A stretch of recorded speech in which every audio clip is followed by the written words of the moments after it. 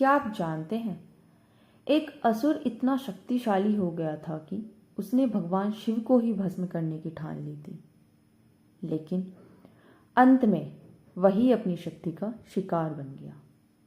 आइए जानते हैं भस्मासुर और मोहिनी की यह अद्भुत कथा। बहुत समय पहले एक राक्षस था, भस्मासुर। उसने कठोर तपस्या की और भगवान शिव को प्रसन्न कर लिया। शिव जी ने कहा, वत्स, वरदान मांगो।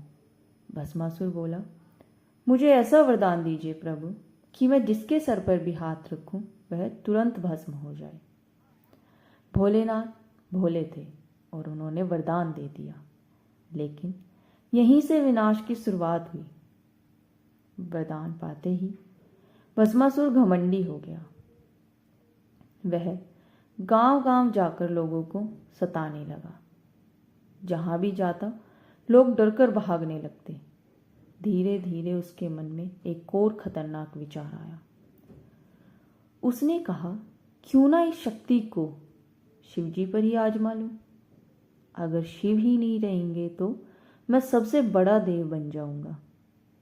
वह सीधे कैलाश पर्वत पहुंचा और शिवजी से बोला, हे महादेव, अब आपकी बारी है, मैं आपको ही भस्म कर दूंगा। शिवजी यह सुनकर चौंक गए और तुरंत भागे। उन्होंने भगवान विष्णु को पुकारा, हे नारायण, रक्षा कीजिए।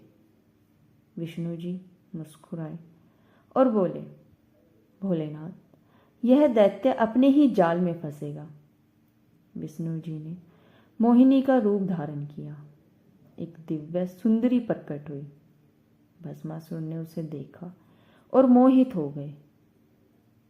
मोहिनी ने कहा, हे वीर, अगर तुम सच में महान हो तो मेरे साथ नृत्य करो। भस्मासुर तुरंत तैयार हो गया। मोहिनी नृत्य करने लगी। भस्मासुर उसकी हर मुद्रा की नकल करता रहा। मोहिनी ने हाथ लहराया, उसने भी लहराया।